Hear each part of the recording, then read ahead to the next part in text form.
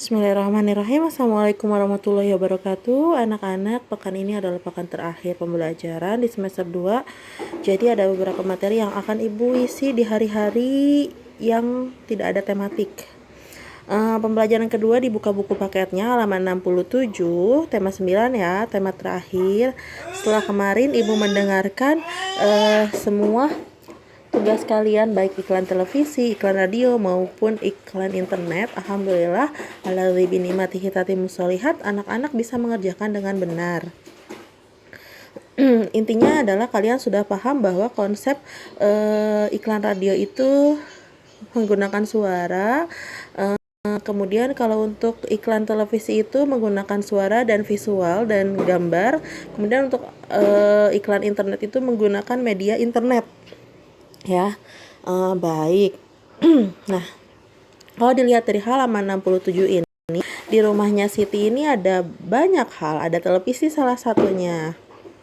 Nah, ada peralatan-peralatan elektronik yang ada di rumah Siti. Contoh 1, televisi. Televisi adalah salah satu media elektronik yang mempunyai peranan penting dalam kehidupan sosial masyarakat. Meskipun bukan suatu kewajiban kita mempunyai televisi. Karena sekarang banyak sekali sumber informasi selain dari televisi. Selain di televisi juga sekarang malah banyak tontonan yang kurang bermanfaat. Hal demikian bukan menjadi penting menurut Ibu. Televisi berfungsi untuk menghibur, mendidik, dan memberikan informasi. Televisi memberikan banyak informasi bagi pemirsa. Salah satunya adalah dalam kehidupan sehari-hari, iklan telah menjadi bagian yang tidak dapat dipisahkan dari masyarakat. Televisi mempunyai banyak keunggulan dalam menyampaikan iklan. Oleh karena itu, iklan melalui televisi lebih menarik dan mempunyai nilai pesan yang tinggi. Nah, di televisi ini selain audio visual juga menayangkan iklan yang dapat dilihat, didengar, dan ditunjang dengan teks sehingga dapat menarik perhatian masyarakat. Kemudian yang kedua adalah sebuah radio. Sama dengan televisi, radio punya fungsi bagi masyarakat umum, sarana penerangan, pendidikan, hiburan, dan sarana propaganda. Bukti bahwa radio punya fungsi sebagai sarana propaganda, banyak pemasangan iklan yang memilih siaran radio sebagai sarana pemasangan iklannya. Iklan radio berupa kombinasi dari bunyi kata-kata, suara, kemudian efek suara atau sound effect, kayak misalkan bunyi nyamuk ya. Kemarin Ibu dengar tugasnya yang seperti itu, Masya Allah. Kemudian iklan radio hanya dapat didengar, tidak dapat dilihat seperti televisi. Oleh karena itu, radio dikenal sebagai media audio. Yang ketiga ada sebuah komputer. Komputer juga adalah media elektronik yang mampu melakukan beberapa tugas seperti menerima input, memproses input sesuai instruksi yang diberikan, menyimpan perintah, hasil pengolahan, serta menyediakan output dalam bentuk informasi. Insya Allah kalian sudah paham ya. Ketika dihubungkan dengan layanan internet, komputer ini juga bisa menjadi sarana promosi atau iklan bisnis. Banyak perusahaan besar atau pribadi yang menggunakan layanan internet di komputernya untuk promosi atau iklan suatu produknya. Layanan internet di komputer sebagai sarana promosi atau iklan dapat menjangkau wilayah yang sangat luas dengan biaya yang murah. Itulah peralatan elektronik yang ada di rumahnya Siti ini ya. Nah, ternyata apa sih Bu kalau misalkan iklan itu harus mencakup hal-hal apa saja supaya terlihat menarik, supaya orang berminat? Sebenarnya yang pertama adalah sebuah doa ya, berdoa sama Allah semoga Allah mudahkan. Kemudian harus ada poin-poinnya. Yang pertama attention atau perhatian. Jadi si iklan ini harus menarik perhatian. Jadi bikin orang menarik dengan gambarnya kah, dengan keunikan suaranya, dan lain-lain. Kemudian minat, interest. Selain mendapatkan perhatian, ada unsur iklan yang harus menjadi sebuah peminatan. Apabila minat diri seseorang untuk membeli itu sudah ada, maka akan timbul rasa ingin tahu secara rinci dan konsumen. Contoh misalkan ini, ada yang menjual hand body misalkan ya, hand body, bikin posternya semenarik mungkin gambar hand body, kemudian ada kandungannya, misalkan kandungan ekstrak mulberry untuk memutihkan, atau kemudian mengandung vitamin E untuk kebutuhan kulit, misalkan seperti itu. Terus kan bikin orang berminat ya. Kalau orang berminat itu, wah aku butuh nih kulit aku ternutrisi, mengandung olive oil, zaitun untuk melembabkan kulit aku, kayaknya kulitnya kering deh, butuh deh kayaknya yang mengandung olive oil misalkan. Akhirnya kan ada minat seseorang setelah dia menarik melihat gambarnya, kemudian terbentuk minat, aku butuh nih. Akhirnya aku butuh karena kepo atau ingin tahu, ngelihat, oh ternyata oil itu untuk melembabkan ya, oh vitamin E untuk menutrisi ya. Kemudian yang ketiga adanya desire atau keinginan. Iklan hendaknya mencakup cara untuk menggerakkan keinginan konsumen. Nah, nanti di si iklan hand body itu dengan kandungan misalkan ekstrak bengkuang untuk memutihkan, ekstrak mulberry untuk mencerahkan, kemudian mengandung vitamin E untuk melembabkan, menutrisi kulit, serta mengandung olive oil untuk melembabkan, misalkan ya. Tapi insya Allah itu betul isinya. Nah, udah gitu, jika kalian memiliki keluhan kulit kering atau bersisik, bisa menggunakan varian olive oil ini, katanya gitu. Kemudian kan si konsumen merasa ingin memiliki karena butuh. Karena kulit adalah sebuah investasi masa depan, misalkan gitu. Akhirnya dia merasa percaya dengan dibubuhkan di bawahnya sudah melalui uji klinis di laboratorium ternama, dikeluarkanlah nomor BPOM. Akhirnya ada rasa percaya, conviction dari konsumen. Nah, setelah ada rasa percaya ini, barulah ada action atau tindakan. Nah baru deh tindakan merupakan tujuan akhir dari produsen untuk menarik konsumen agar membeli. Nah, akhirnya konsumen membeli. Intinya iklan itu adalah harus ada sesuatu yang menarik, kita harus menonjolkan keunggulannya, kemudian buatlah si konsumen itu merasa percaya dengan produk yang kita jual. Seperti itu ya. Tugasnya yang itu nggak usah ditugasin.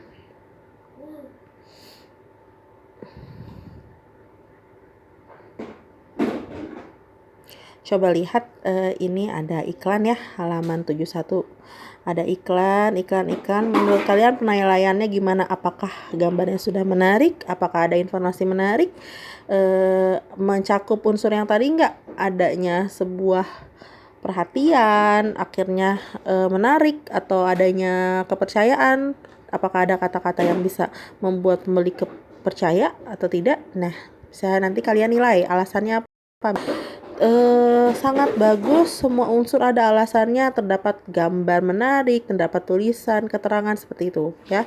Nomor 1 sampai nomor 3 silahkan dikerjakan. Kemudian kita buka halaman 74. Ibu menjelaskan ya. Setelah kemarin pelajaran IPA, kalian ibu beritahu ada zat campuran, kemudian ada zat tunggal, zat campuran homogen, campuran heterogen. Mohon maaf anak-anak agak berisik soalnya ukasnya lagi main ya. Misalkan nomor 1, lihat ada sebuah air di dalam gelas. Nah, terdiri satu zat saja, Bu. Itu kan ada es batu, Bu. Kok satu zat sih? Lah, zatnya sama semua mineral. Es batu itu terbuatnya kan dari air mineral. Air yang itu pun air mineral. Dan air dalam gelas tersebut tidak berubah rasa dan tidak berubah bentuk, tetap sama ya, warnanya putih bening. Oleh karena itu, air putih dalam gelas tersebut merupakan zat tunggal, meskipun dicampurnya dengan es batu. Tapi lain hal kalau yang dicampurnya dengan sirup. Nah, itu baru. Nah, oke, yang kedua. Segelas es teh yang dibuat Siti adalah zat campuran heterogen. Contoh campuran heterogen adalah teh dengan air. Selain itu, di situ ada perasan jeruk nipis dan es ya, karena ada endapan kalau bikin teh. Kemudian yang ketiga, segelas kopi yang dibuat Siti pada gambar merupakan perpaduan 3 materi. Materinya ada 3, air, gula putih, dan bubuk kopi. Perhatikan dasar gelas pada adonan kopi di bawah itu. Nah, ada endapan kopi yang tidak larut sempurna dengan air dan gula, sementara air dan gula bercampur. Nah, maka berdasarkan ciri tersebut, maka segelas kopi ini merupakan zat campuran heterogen. Silahkan bisa bedakan mana heterogen, mana homogen. Kemudian nomor 4, segelas teh manis yang dibuat Siti pada gambar merupakan 3 materi, yaitu air, teh, gula putih. Materi air, teh, gula putih tidak memisah, tetap ada berdasarkan ciri teh manis tersebut. Dapat kamu pahami bahwa teh manis termasuk zat campuran homogen, tidak adanya endapan ya. Semoga tetap bisa kalian pahami. Nah, tugasnya yang tadi aja yang iklan. Sekarang ke pembelajaran 3. Pembelajaran 3 dilihat halaman 81. Lihat ada sebuah gambar segar, nyatanya menyegarkan, katanya gitu ya. Nah, bahasa iklan pada minuman di atas menarik kan? Akhirnya orang tersugesti atau tertarik untuk merasakan juga kesegarannya. Kemudian di bawah ini ada iklan produk makanan sangat menarik dan mampu menggugah selera makan halayak. Setelah tergugah, halayak akan memuaskan rasa laparnya jika menikmati mie instan tersebut. Nah, pengulangan kata hingga berkali-kali pada lagu dalam iklan sering terjadi. Pengulangan kata pada lagu menunjukkan adanya pilihan kata yang digunakan untuk menunjukkan sasaran iklan. Berarti berdasarkan kedua contoh iklan televisi di atas, ciri bahasa iklan yang harus ada itu, yang pertama, pilihlah kata yang menarik, tepat, logis, sopan. Kemudian pilihlah kata yang digunakan memiliki sugesti. Sugesti itu timbul sebuah keinginan. Jadi si masyarakat itu kalau baca tuh jadi ada rasa ingin memiliki. Kemudian yang ketiga, pilih kata yang menonjolkan informasi yang dipentingkan. Misalkan ya tadi kata ibu, mengandung ekstrak mulberry untuk mencerahkan, misalkan gitu. Kemudian pilih kata yang digunakan menunjukkan sasaran. Nah, dan misalkan bagi kamu yang memiliki kulit kering, bersisik, mungkin kamu bisa nih menggunakan hand body yang mengandung olive oil. Akhirnya kan disebutkan kan sasarannya. Oh, sasarannya buat yang kulitnya kering. Seperti itu ya.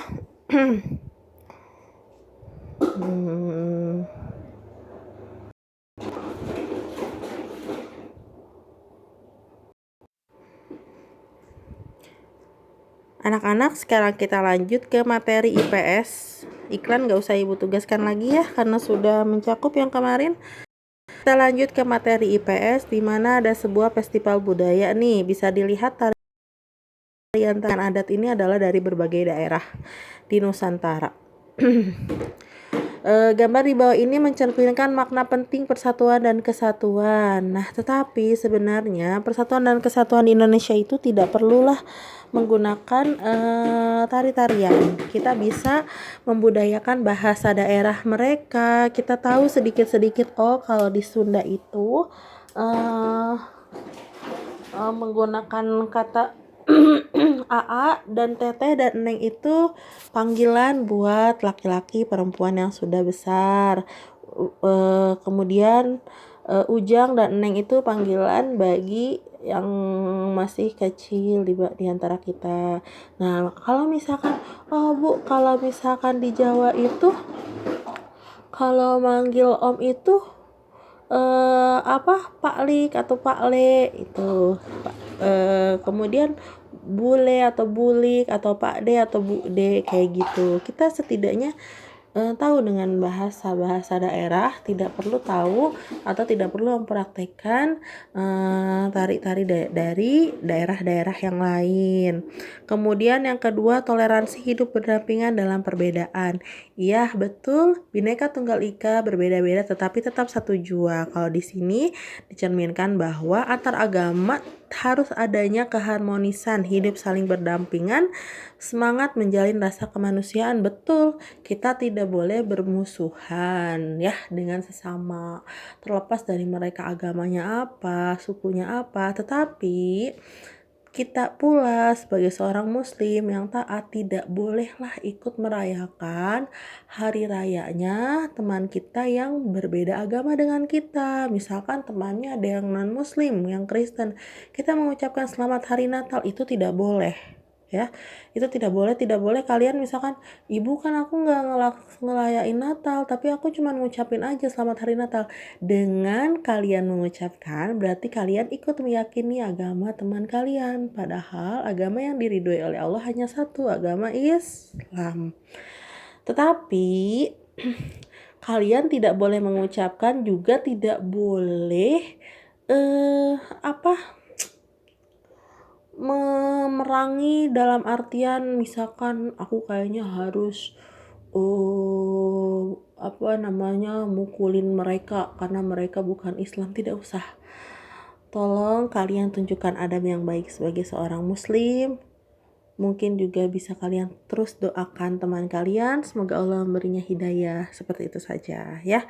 Kemudian yang ketiga, semangat kekeluargaan dan tolong menolong. Nah ini misalkan di satu perum atau satu desa mungkin pos ronda, yuk hari Minggu bapak-bapak ibu-ibu yang tidak ada acara, mari luangkan waktu untuk membuat pos ronda di dekat taman misalkan bundaran taman perumnya, misalkan seperti itu.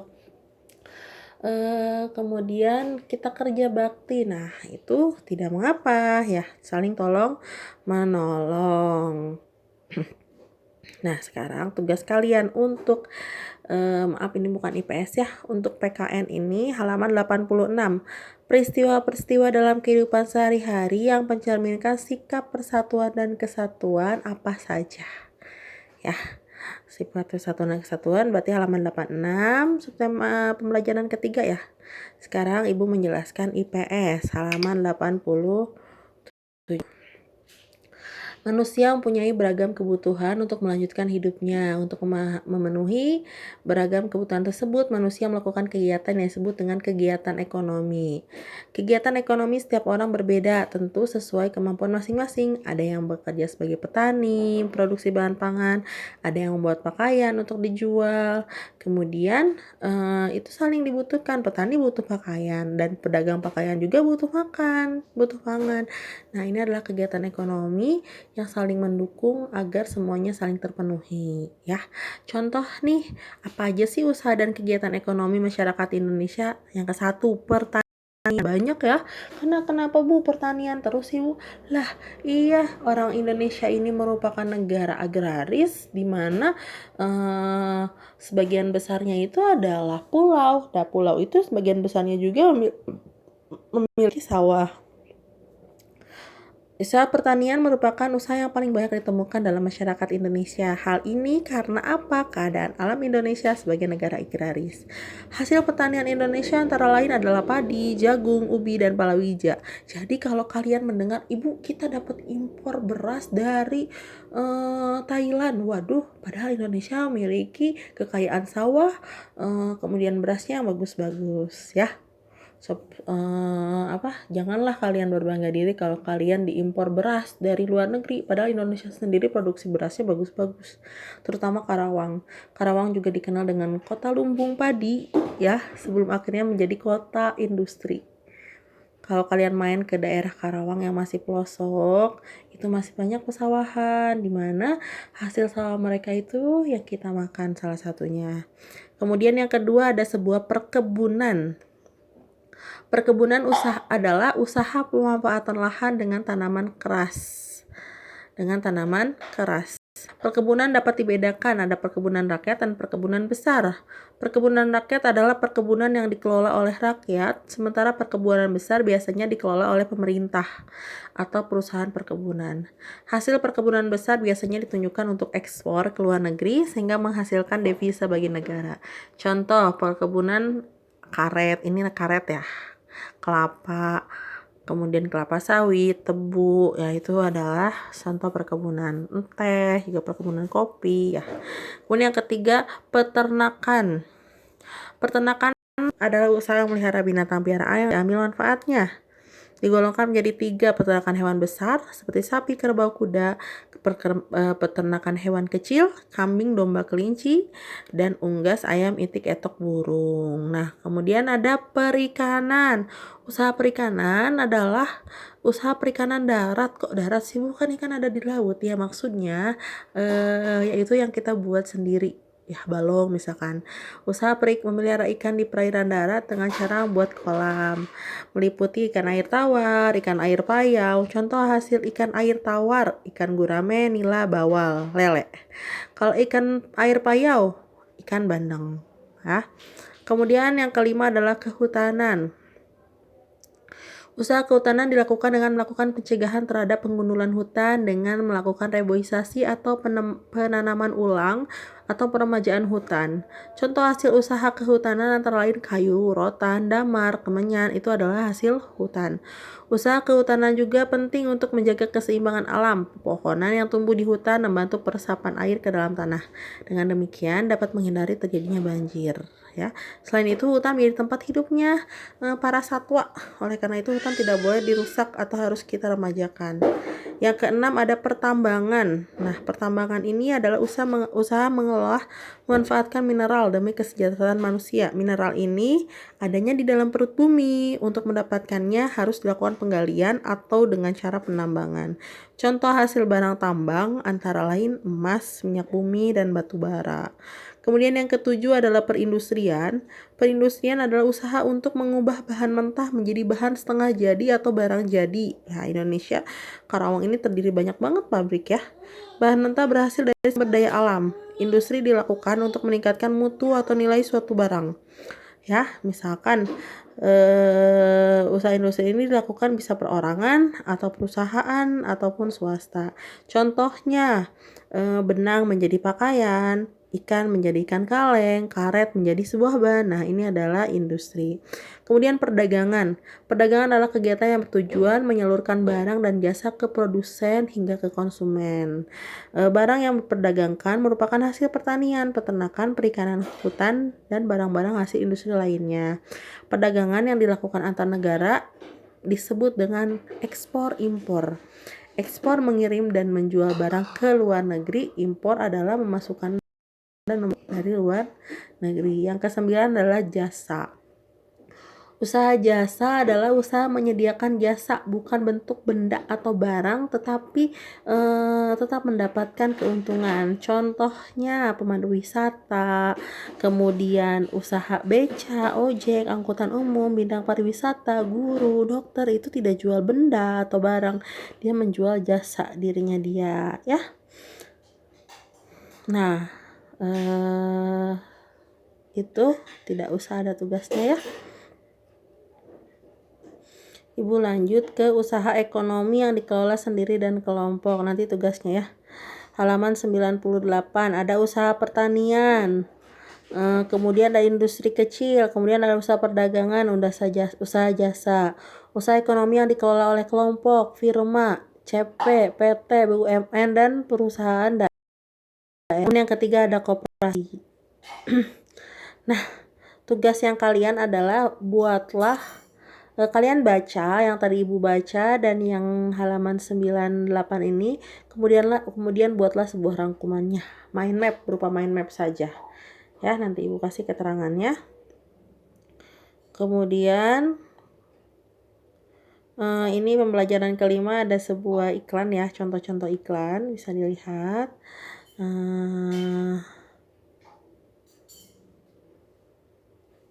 Nah, sekarang Ibu jelaskan yang ini. Ada iklan sikat gigi, sampo, ya pasta gigi, kemudian ada air sirup campuran atas 3 materi atau zat benda tunggal, yaitu mineral, gula, dan sari buah. Perhatikan campuran tersebut. Setelah dicampur menjadi air sirup, ketiga zat ini tidak dapat dipisah lagi. Artinya ketiga zat telah tercampur sempurna. Jadi sirup termasuk materi campuran homogen ya. Kemudian air termasuk campuran materi heterogen. Berdasarkan ciri campuran, ada yang homogen dan heterogen, kita buat sebuah kesimpulan. Tersusun atas 2 atau lebih unsur senyawa. Campuran dapat dipisahkan menjadi zat-zat penyusunnya. Perbandingan massa zat penyusunnya tidak tetap. Sifat campuran sama dengan sifat zat penyusunnya. Nah, tugas kalian jenis campuran, kemudian komponennya apa saja, sifatnya gimana, dikerjakan halaman 107. Aduh, kenapa nak? Basah semua. Nah, ya udah itu saja. Nanti Ibu lanjutkan materi berikutnya. Nanti bukan itunya ya, rincian tugasnya. Semoga Allah mudahkan. Ibu tutup dengan doa kafaratul majlis. Subhanakallahumma bihamdika asyhadu an la ilaha illa anta astaghfiruka wa atubu ilaik. Assalamualaikum warahmatullahi wabarakatuh. Hmm?